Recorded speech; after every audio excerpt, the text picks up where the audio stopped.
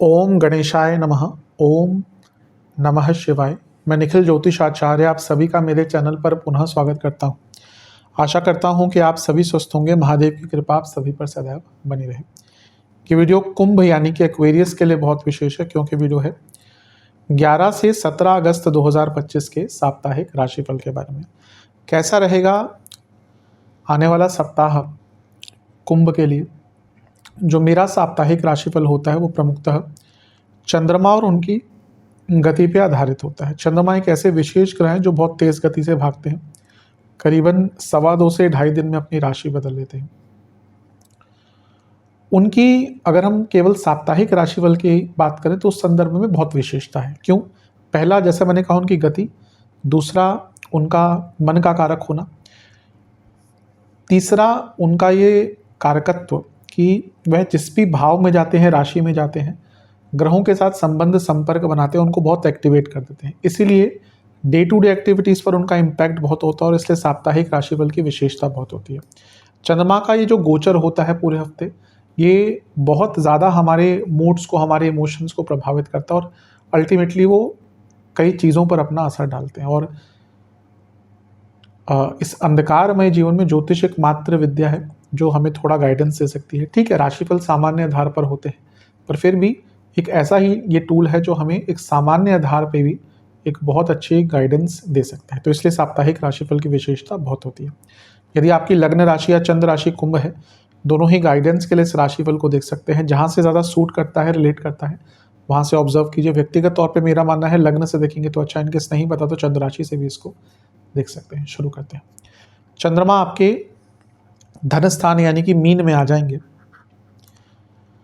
लेकिन ये 11 को नहीं होगा, ये 12 को होगा, क्योंकि 11 अगस्त को पूरे दिन चंद्रमा लग्न भाव में ही रहेंगे और वो हमने पहले कवर कर चुके हैं जब पिछला राशिफल हमने बनाया था साप्ताहिक कुंभ के लिए। तो अब वो 12 अगस्त को सुबह के करीबन 6 बजे आपके दूसरे घर में आएंगे और 14 अगस्त सुबह के 9 बजे तक यहीं पर रहेंगे।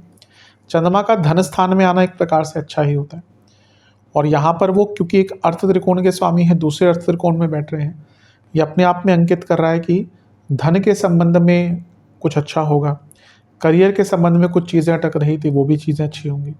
और यहाँ पे चंद्रमा लग्नेश के साथ बैठे हैं तो छठे घर के स्वामी यानी कि उपचय भाव का स्वामी लग्नेश के साथ धन स्थान में बैठा है। पुनः ये करियर में प्रोग्रेस और कोई रुका हुआ पैसा, उसकी प्राप्ति और लीगल कार्यों में सफलता दिखाते हैं।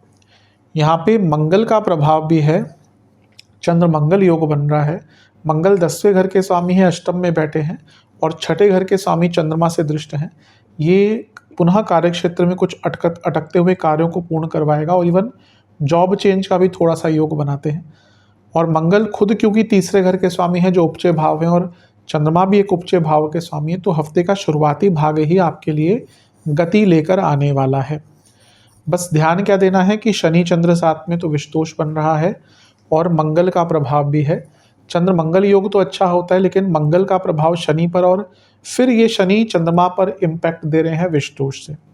तो कभी कभी नेगेटिव फीलिंग, घर में कलह कलेश, वाणी में क्लैरिटी की कमी और वाणी में तीक्ष्णता या कड़वाहट, इसके कारण प्रॉब्लम्स आ सकती हैं। गुरु से केंद्र में है तो अपने गुरु और अपने ईश्वर के सानिध्य में रहिएगा, काफ़ी शांति प्राप्त होगी।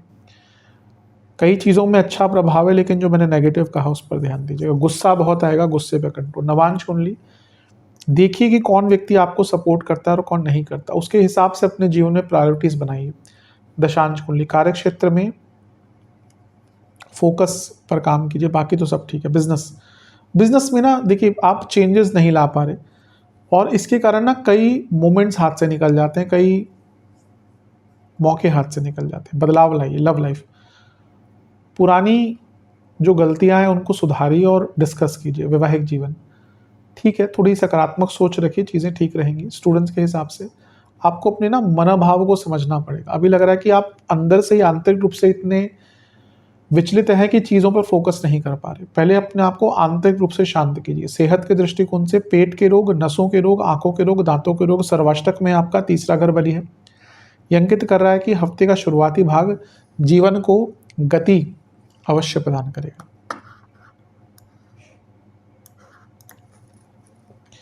14 अगस्त सुबह के 9 बजे चंद्रमा आ जाएंगे आपके तीसरे घर में यानी कि मेष में, और 16 अगस्त सुबह के 11 तक चंद्रमा यहीं पर रहेंगे। चंद्रमा का तीसरे घर में आना भी अच्छा माना जाता है। पुनः उपचय भाव का स्वामी उपचय भाव में और अपने से 10वें में। ये सारी ही चीज़ें अंकित करिए कि हफ्ते का मध्य भाग भी एक गति लेकर आएगा, प्रगति लेकर आएगा, हिम्मत रहेगी, बल रहेगा, पराक्रम रहेगा।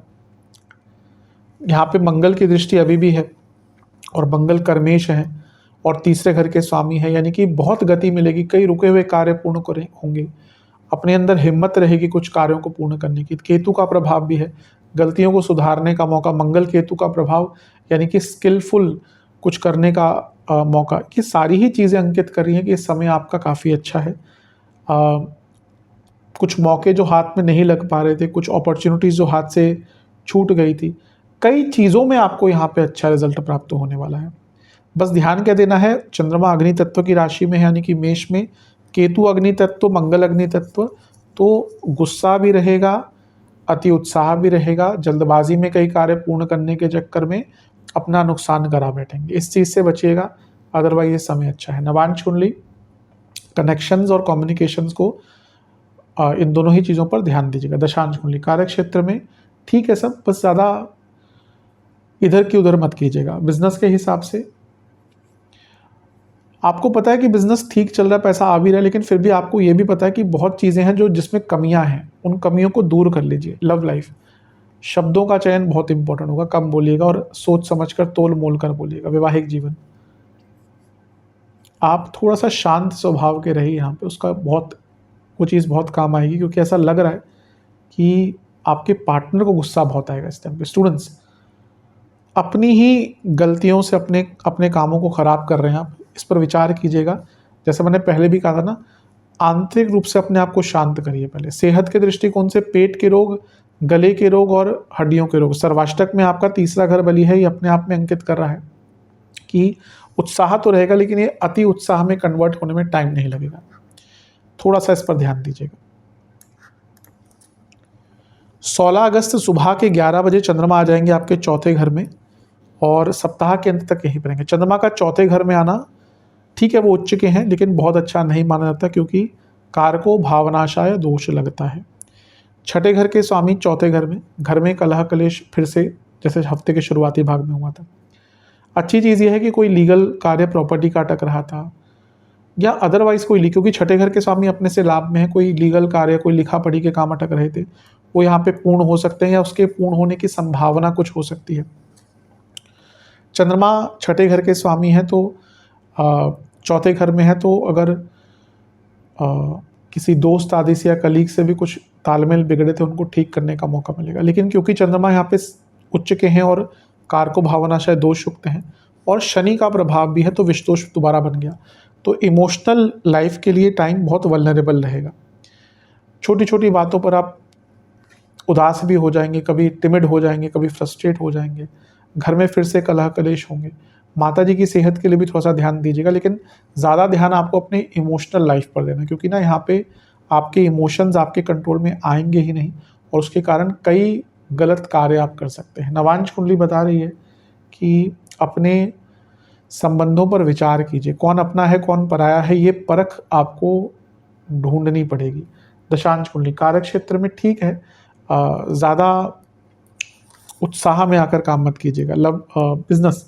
बिजनेस में ना आपको थोड़ा सा रिसर्च करना पड़ेगा और ये टाइम बहुत अच्छा है उसके। लव लाइफ, पार्टनर की सुनिए, इसकी कमी दिख रही है। वैवाहिक जीवन,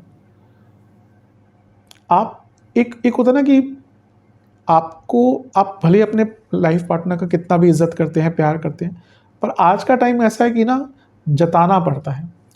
तो अगर आप एक्सप्रेसिव नहीं हैं, कई डाइवोर्सेस इसलिए होते हैं, कई बार एक व्यक्ति बोलता है अपने पार्टनर के बारे में कि एक्सप्रेसिव नहीं है, तो थोड़ा सा देखिए समय बदल रहा है, पहले जैसे नहीं है कि पति पत्नी महीने महीने बात भी नहीं करते तब भी कोई दिक्कत नहीं होती थी कि चलो भाई टाइम मिल रहा है तो हाँ खाने पीने की बात कर ली, कभी महीने 2 महीने में सब साथ में बैठे तो बातचीत हो गई, वैसा नहीं है। एक्सप्रेसिव रहिए ताकि, और ये जताइए कि हाँ भाई आप अपने लाइफ पार्टनर की वैल्यू करते हैं। स्टूडेंट्स, ठीक है ओवर थिंकिंग बहुत रहेगी, लेकिन ठीक ठाक टाइम है। सेहत के दृष्टिकोण से कफ विकार, चेस्ट की प्रॉब्लम, बोन्स की प्रॉब्लम और एंग्जाइटी। सर्वाष्टक में आपका धन स्थान बली है, ठीक है, धन तो अच्छा खासा आ सकता है, घर में ही पैसा आएगा। उपाय के स्वरूप में हनुमान बाहु को और शनि चालीसा का 1 बार पाठ करके हनुमान जी को एक घी का दिया और शनिदेव को एक सरसों के तेल का दिया अर्पण कीजिए। आशा करता हूँ वीडियो काम आएगा। चैनल पर नहीं सब्सक्राइब कीजिए, वीडियो को लाइक कीजिए। मिलता हूँ अगली वीडियो में, तब तक के लिए ओम नमः शिवाय।